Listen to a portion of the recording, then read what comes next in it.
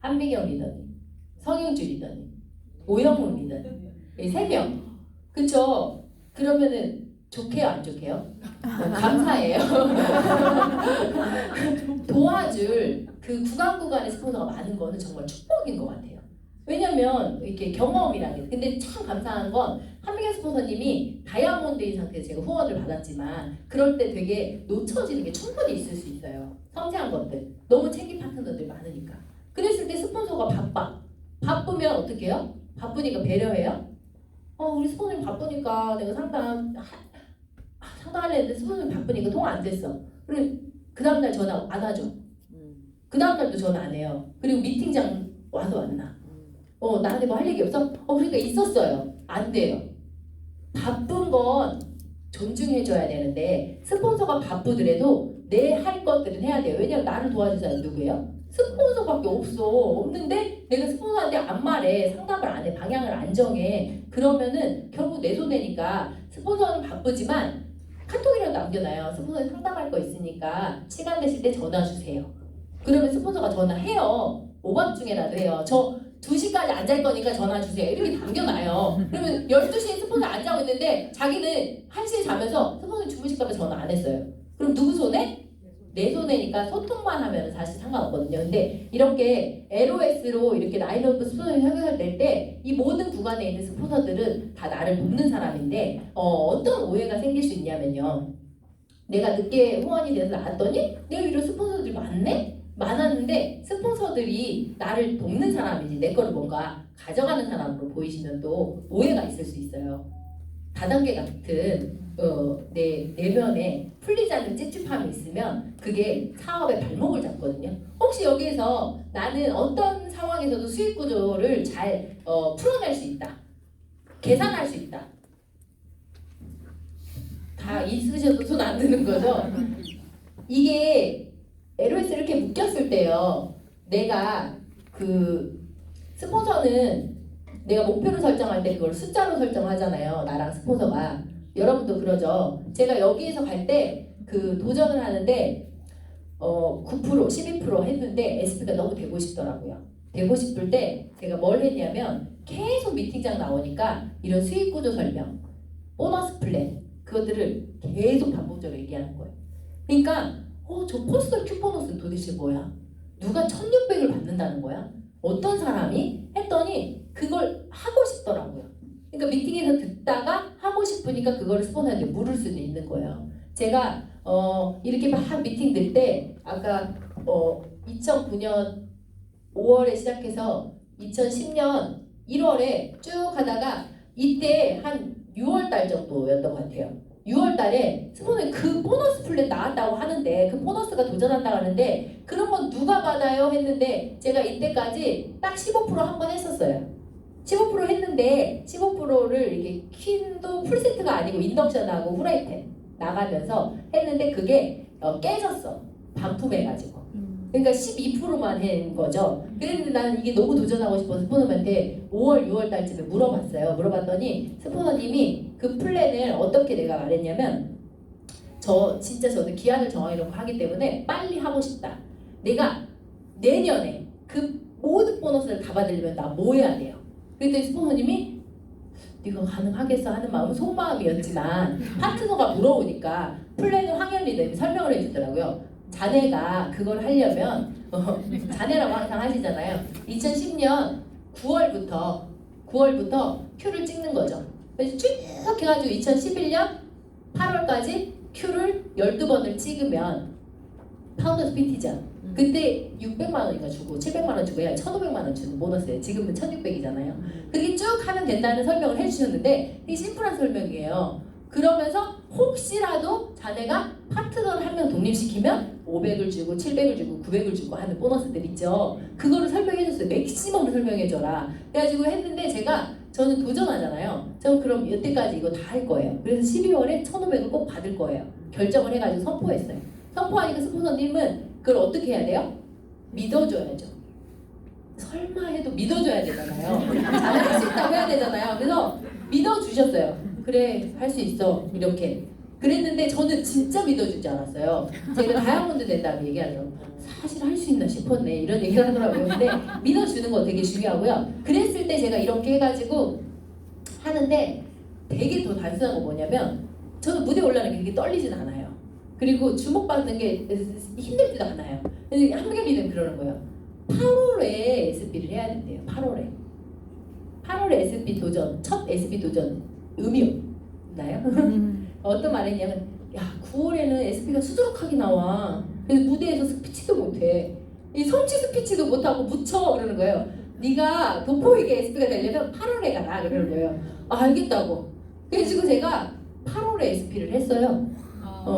뭔 의미로 했는지 지금 다이아몬드 되니까 진짜 그때 도전시키는 스폰서님도 대단하고 하겠다는 저도 좀 신기하더라고요. 8월은 사실 회견연도 그냥 미루잖아요 우리가. 근데 예스 하는 자세 되게 중요하더라고요. 제가 그래서 그때 8월에 2010년 8월에 SP를 하고 나서 한 번도 제 네트워크에서 12%에서 말하자면 SP가 단 거나 다름없는 15% 깨진 적이 있잖아요. 근데 이렇게 되면서 제가 예스 했더니 그 뒤로 제가 지금 10년 동안 1000만이 깨져본 적이 한 번도 없어요. 그거는 그냥 가능성에 대한 도전이에요. 믿고 그때 스폰서님이 시키는 걸 다 했죠. 홈미팅 몇 번 해요? 시스템에서 6번을 하면 SP가 불러간대요. 파운더스가. 그래서 제가 6번을 하려는데 미팅이 2번 잡혀있잖아요. 그러면 아래 위로 하면서 막 횟수에 도전했어요. 근데 여기서 홈미팅만 미친듯이 한다고 후원이 되진 않아요. 그럼 뭘 해야지 후원되죠? 홈미팅에서 STP 하는데 내가 하는 STP로 후원이 또 잘 되지 않아요. 어디에서? 이런 자리에 나와서 OM을 들으면 가장 좋죠. 아니면 스폰서님이랑 1대1로 만나서 사업 설명 듣기 할 때 가장 효과적이죠. 그러면 제가 어떻게 해야 되냐면요. 밀착 상담을 해야 돼요. 스폰서님이랑. 계속 이 홈미팅에 왔던 사람들에 대해서 다 얘기를 하는 거죠. 그래서 스폰서님이 그럼 그 사람 만났으면 좋겠어 이렇게 얘기할 때까지 얘기를 해요. 그래서 1대2 후원을 하는 거는 나와 스폰서님과 그 대상자를 만나서 할 때는 약속을 스폰서님이 잡게 해야 돼요. 스폰서님이 약속을 잡는 게 어떤 타임이냐면 전 붙일 때 딱 뒤지는 타임. 근데 내가 잡으면 뭐냐면요. 전이 아직 있기도 전에 뒤집어. 그럼 어떻게 돼요?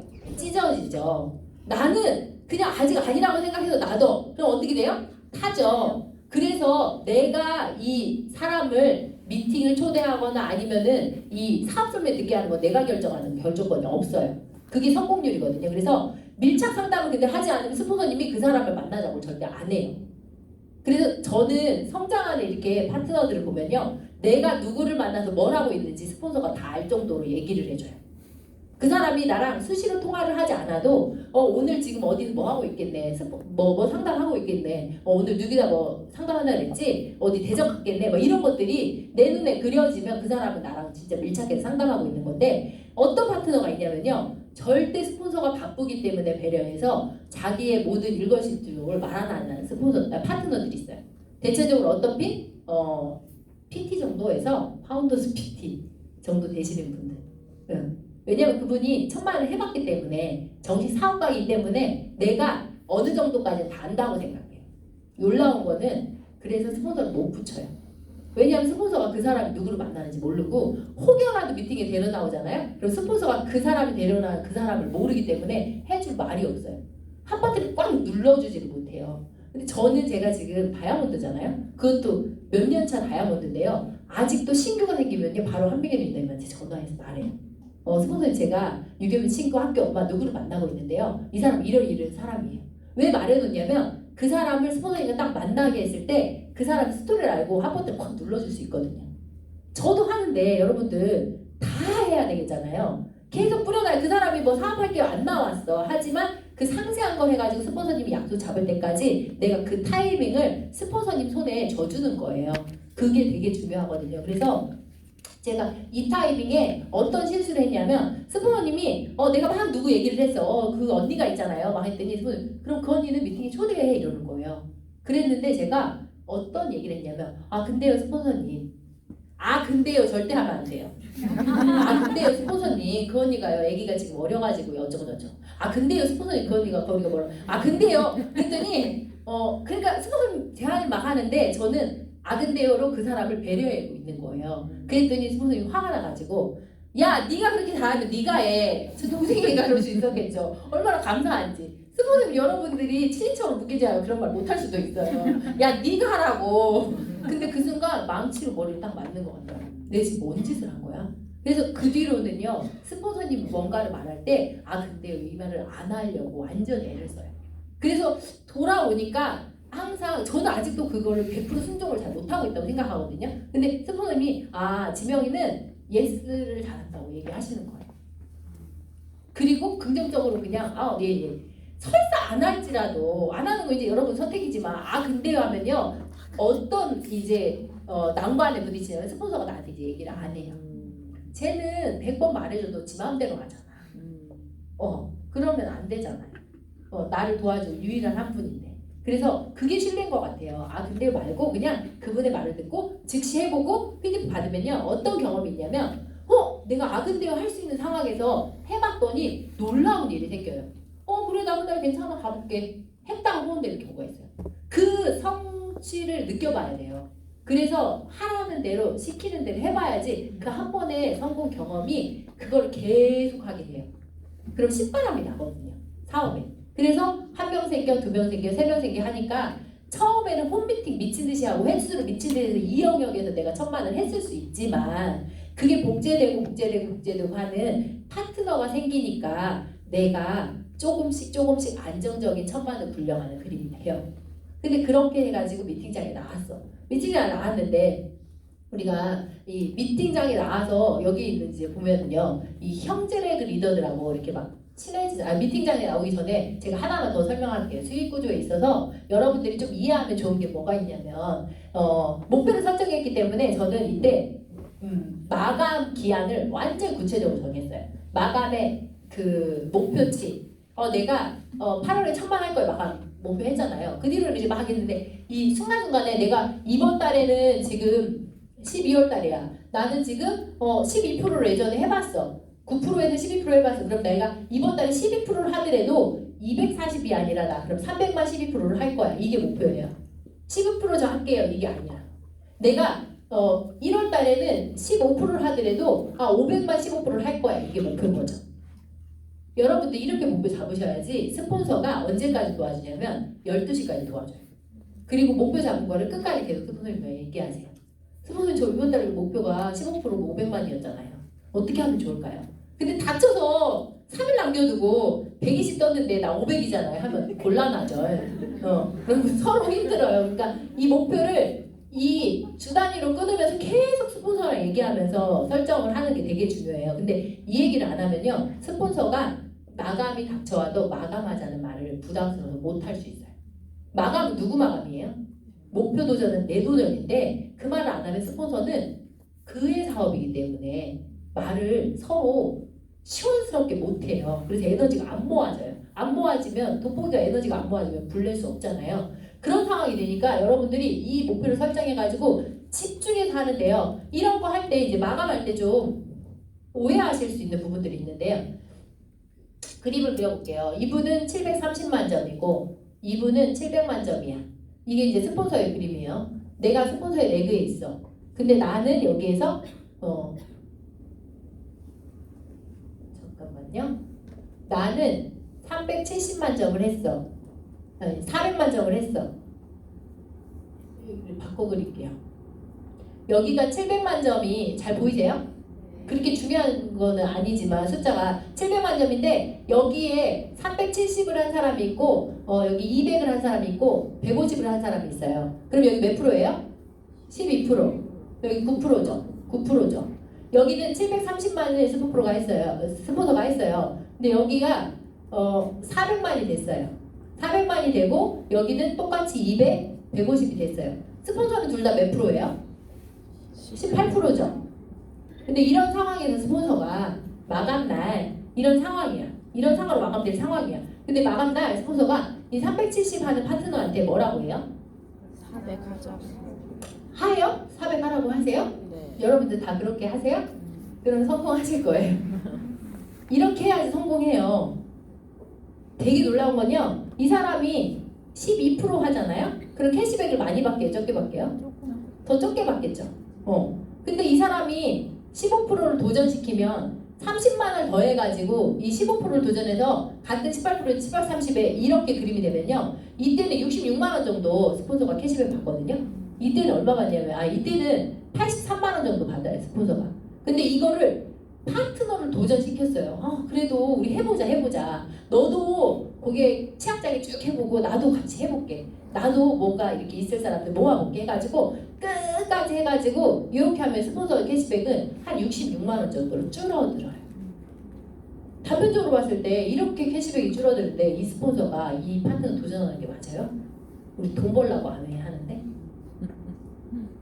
단순히 단기적으로는 맞지 않은 듯해 보이지만요. 이 파트너가 이렇게 해가지고 캐시백 받는 게 늘어날 때 이 사람이 그 다음을 또 도전하고 같은 거지만 500을 도전할 수 있고요. 같은 15% 구간에서도 그 성취 경험을 하게 하는 거예요.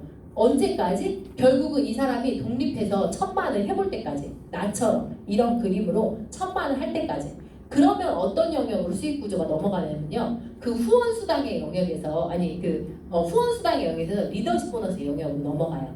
그래야지 우리 보너스 그 테이블을 딱 펼쳤을 때 노란색이 이제 나타나기 시작해요. 리더십 보너스 노란색. 그 영역으로 가면 우리가 이 B 구간으로 올 수 있는 거거든요. 그러니까 여러분들이 수익 구조를 이해하고 내가 마감을 하고 있는데 나 혼자 그냥 막 하는 거랑 스폰서님과 소통하면서 하는 거랑 목표를 정해놓고 하는 건 너무 다르거든요. 그러니까 계속 지금 월 초잖아요. 그러면 오늘 물어보세요. 파트너들은 목표를 가지고 있는지, 내가 목표가 같다면 그걸 스폰서도 공유했는지. 이게 없이 그냥 간다는 건요, 그냥 혼자 뛰는 거랑 다름없어요. 그래서 그런 거 되게 중요하니까 여러분들이 그걸 지키시고, 예를 들어서 이제 이런 그림 가운데서 있으면서 여기 있는 사람들은 나로 봤을 때는 파트너지만 이 사람들끼리는 여기 레그가 형제 레그라고 하죠. 형제 레그가 근데 어떤 관계이면 좋아요?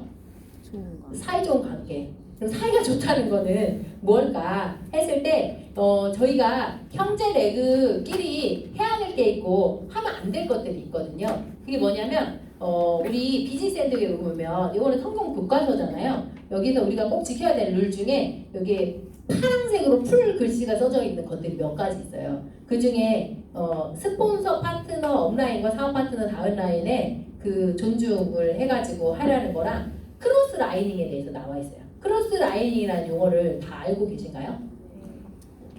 크로스 라이닝은 뭐냐면 스폰서 파트너와 사업 파트너의 관계가 아닌 LOS 간으로 묶인 관계가 아닌 형제 레그의 간에 정보를 주고받는 말을 말하는 게 크로스 라이닝이에요. 이는 아메이 사업자들에게 매우 삼가해야 될 행위래요.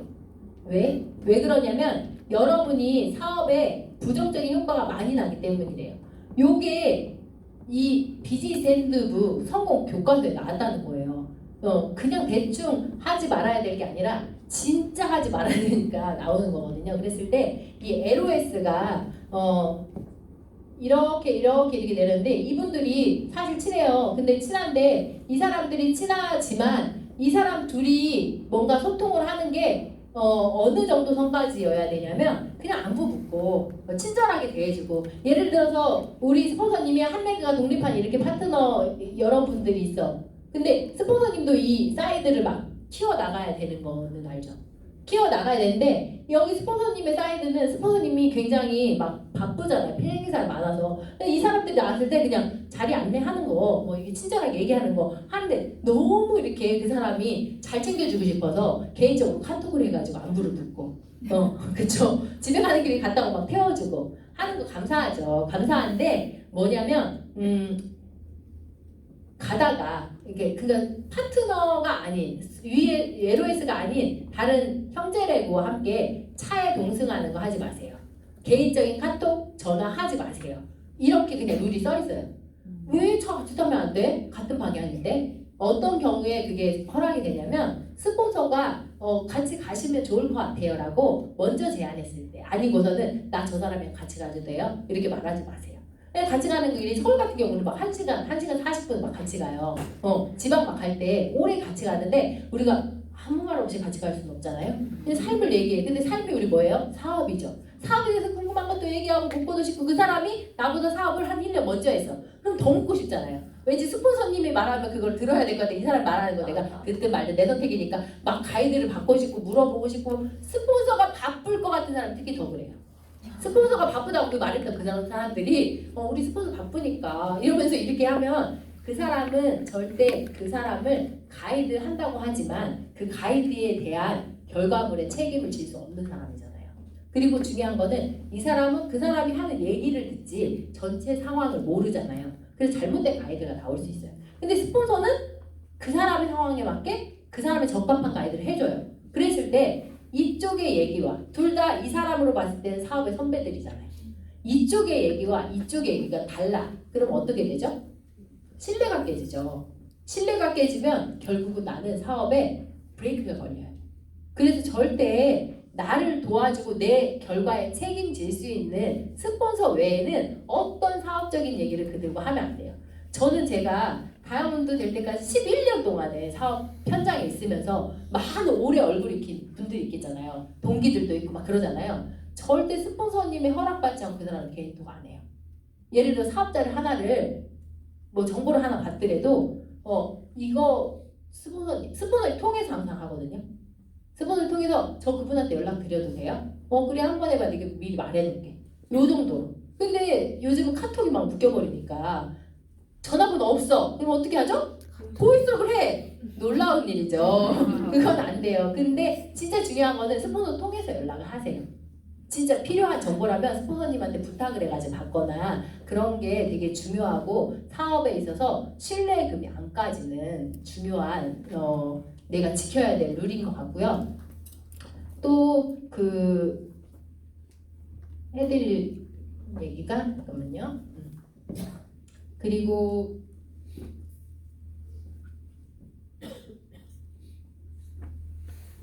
스폰서님이랑 그리고 이렇게 이제 라인 오브 스폰서님이랑 형제레그 관계를 할 때요. 이게 사업이잖아요. 우리가 그냥 친목동목 모임이 아니란 말이에요. 근데 우리는 관계에 후원을 하기 때문에 그 사람이 기존에 알던 사람일 수도 있고 통해 알게 된 사람일 수도 있어요. 근데 제일 문제는 기존에 알던 사람이거나 이 연령대가 맞지 않는 후원이 이제 됐을 때 주의사항.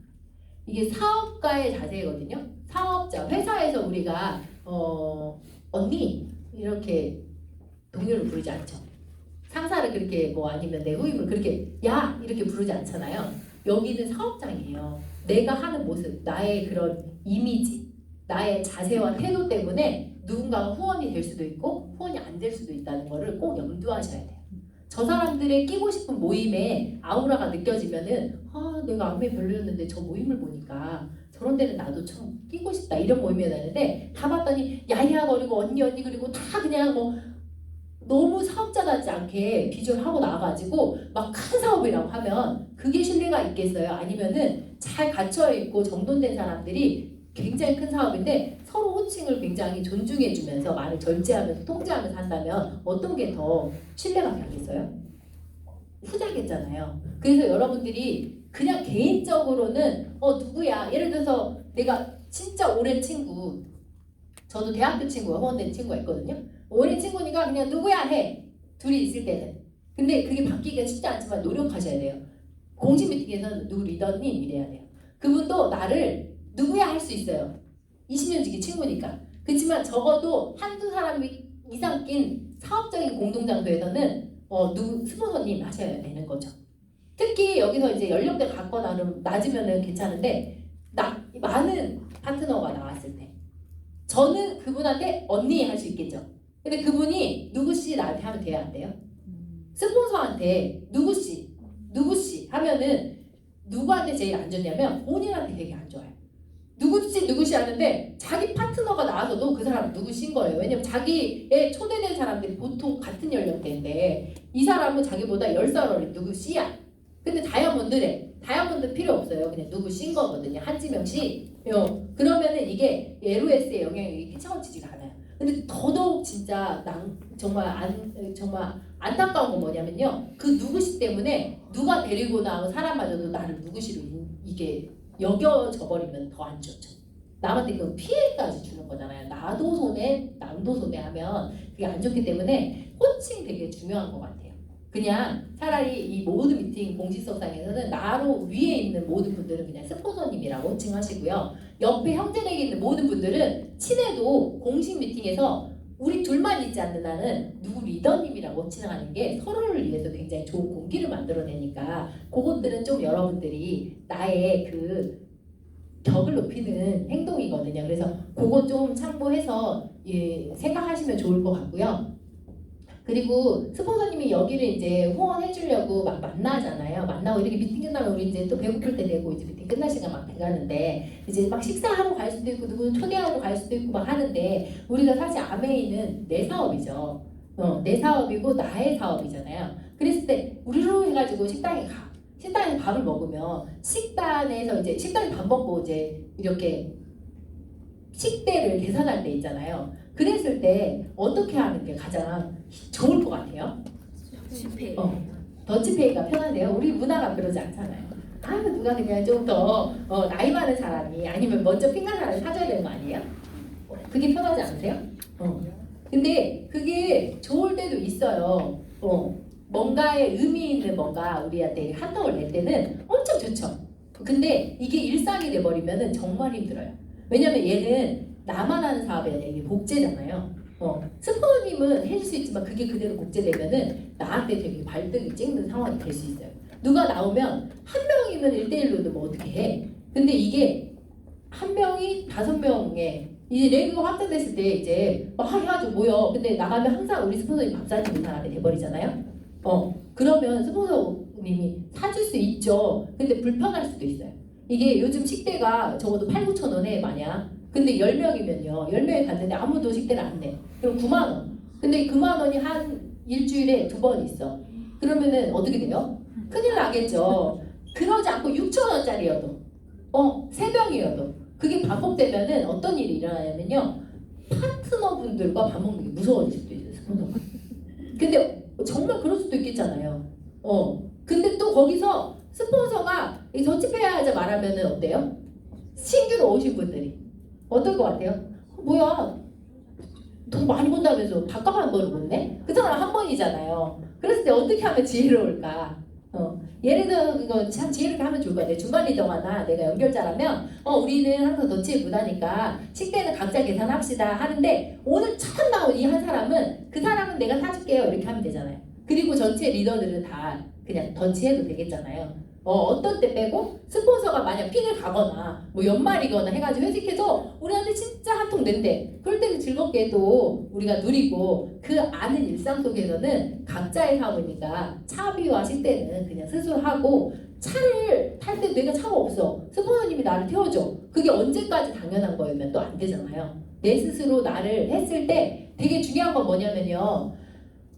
스폰서는 나를 후원했어. 후원할 때는 진짜 나를 찾더라. 그래서 그 스폰서가 근데 갑자기 내가 이제 좀 미팅에 나오고 스스로 좀 플라니까 나를 안 만나주고 안 찾아. 이런 아쉬움이 또 생기는 사람이 있어요. 그쵸? 나 정말 막 후원할 때는 미친 듯이 나를 막 일주일에도 여러 번 막 챙기고 막 빵도 갖다 주고 막 하더니 어느 순간부터 우리 스폰서가 바빠져서 나를 많이 안 찾더라. 그리고 갑자기 스폰서가 또 새로운 누군가를 후원했어. 그래가지고 뉴페이스가 이렇게 딱 나왔는데 스폰서가 이 사람을 또 챙기는 거예요. 스폰서 누구 챙겨야 돼요? 정이 있지. 오랜 정이 있지. 이 사람 챙겨야 돼요? 아니죠. 이 사람을 본인은 그렇게 챙겼는데 이 사람 나오면 스폰서도 챙겨야 돼요. 왜? 이게 수익구조 이해하셔야 돼요. 스폰서가 내가 진짜 이 사람을 그렇게 챙겨가지고 여기가 돼서 독립이 됐어. 근데 스폰서가 이 사람만 채우고 여기에 아무도 없어. 정말 코아 사업자 정말 든든한 파트너 한 명 나오고 옆에는 없어. 그럼 어떻게 돼요 스폰서? 이 사람은 SP죠. 이런 사람은 SP라고 하죠. 천만 독립된 사람. 근데 스폰서가 SP가 되려면 어떻게 돼야 돼요? 사이드 400. 사이드 400이면 충분해요? 우리 돈 많이 벌고 싶잖아. 그럼 얼마큼 해야 돼요? 680을 해야 돼요. 그럼 스폰서 여기서 시간을 써야 돼 안 써야 돼요? 써야 되죠. 우리 애 키워놨으면 시스템에 키워주는 게 있고 자기 몫을 자기 사업을 할 때 돼서 넘어가면 이쪽으로 오겠잖아요. 이렇게가 안 돼버리면 어떤 상황이 되냐면요. 스폰서가 여기를 성장시켜야 되는데 그 상황이 안 되잖아요. 나만 봐 하면요. 이 상황이 안 만들어진. 아직 400이 안 되고 한 300 정도에 돼 있어 스폰서가. 근데 내가 막 680, 700 680, 700, 800, 850 막 올라오고 있어. 난 사이드 준비 안 됐어. 스폰서는 어떤 마음일까요? 그만했으면 좋겠다. 멈췄으면 좋겠다. 나 아직 사이즈가 준비 안 됐는데 너 다 그럴 수도 있어요. 그러면 안 되겠지만 그래서 스폰서도 스폰서의 균형 잡힌 웹스의 성장을 할 수 있게 배려해주고 응원해줄 때 나의 몫이 됐을 때 내 몫을 해야 돼요. 예를 들어 스폰서가 두 레그에 엄청난 레그를 갖고 있어요. 에메랄드 레그. 근데 스폰서가 이럴 때는 독립된 레그 있고 사이즈 얼마 해야지 유자격 SP가 되죠? 240이 돼야 되잖아요. 근데 스폰서가 여기 100밖에 없어. 돼야 안 돼요? 근데 여기는 나 이제 파트너 키워야 되는 스폰서 빨리 내 파트너 후원해주세요. 여기 또 나왔는데 여기 홈미팅 해주세요. 여기 홈미팅 해주세요. 여기 하면은 스폰서는 여기를 언제 키우냐고요. 그쵸? 그럴 수 있으니까 내 몫은 내가 하되 스폰서도 여기에 몫을 할 수 있게 배려해주는 거 되게 중요해요. 그치만 거기에서 스폰서 바쁘니까 또 여기 스폰서 바쁘니까 그냥 내가 알아서 한다고 하고 소통을 안 해버리면 폭망하거든요. 아무리 천이어도 망할 수 있는데 스폰서 바쁘지만 스폰서님 나 꼭 도와주세요. 나 이번 달 이렇게 도전하고 있으니까 뭐 하면 되겠어요는 물으면서 스폰서를 배려해주고 여기에 나온 파트너들이 만약 신규 삐약이들이 있다면 좀 우리가 익숙한 우리가 스폰서님의 사이드들이 잘 클 수 있도록 도와주는 게 스폰서가 여기가 클 때 나한테도 힘이 더 즐겁게 나가는 건 맞는 거예요. 그쵸? 장기적으로 수익 구조를 이해하면 왜 스폰서도 웹스의 성장에 대해서 더 큰 핀을 가야 될지. 제가 사파이어 되고 에메랄드 되고 다이아몬드 됐을 때 제가 그런 경우들이 있더라고요. 막 했더니 이제 우리 좀 이제 PT 됐다고 스폰서님 이제 다른 친구 키우느라 우리 좀 이렇게 외면하는 것 같고 너무 바쁜 것 같고 해서 서운해하는 거예요. 그래서 그걸 소통해줬어요. 근데 이러고 나서 지혜로운 파트너는 뭐냐면요. 스폰서가 핀업을 하는 것이 본인한테는 활용도가 더 있죠. 후원할 수 있는 프로모션 할 수 있는 거리잖아요. 우리 스폰서님은 파운더 PTA가 아니라 우리 스폰서는 사파이어잖아. 우리 스폰서는 에메랄드잖아. 근데 그런 사파이어, 에메랄드, 다이아몬드 스폰서를 붙여서 딱 전을 뒤집게 해주는 게 더 잘 뒤집어지겠죠. 보여주는 거 있으니까. 근데 우리 스폰서님은 나 돕느라고 사이드가 안 돼서 아직도 SP를 했다 말았다 해, 큐를 했다 말았다 하면 안 되겠잖아요. 그래서 수익 구조를 이해하고 시간을 배분하고 배려해서 사업을 가지고 가는 거 엄청 중요한 사업의 룰이 있어요. 그래서 여러분들한테 지금 제가 전체적으로 사업을 하면서 필요한 그 사업자의 그 놓치지 말아야 될 것들을 좀 얘기해 줬는데요. 여기서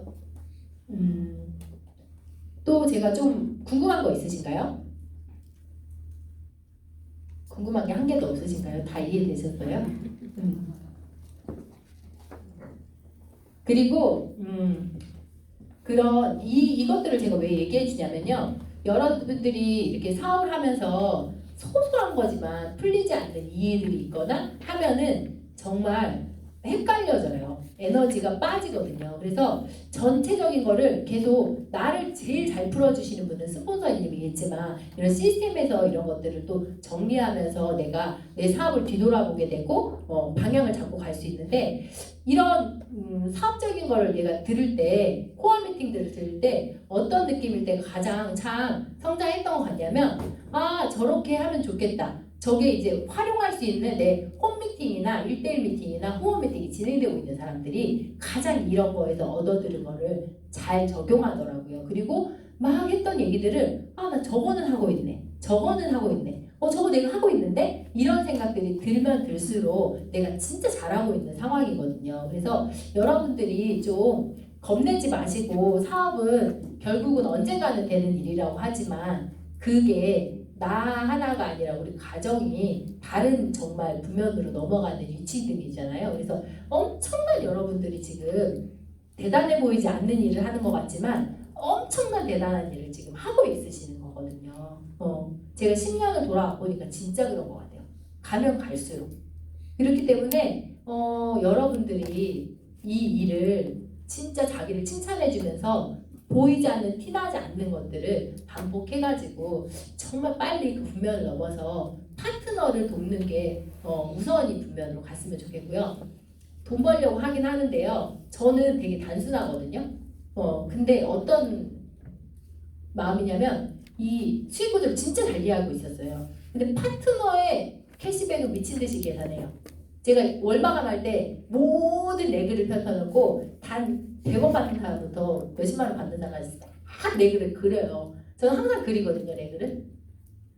한 명도 안 빼놓고. 그리고 그 옆에다가 다 캐시백을 적어요. 얼마 받을지. 이 사람이 식사를 얼마 받을지. 그래야지 그 사람이 품어지더라고요. 그런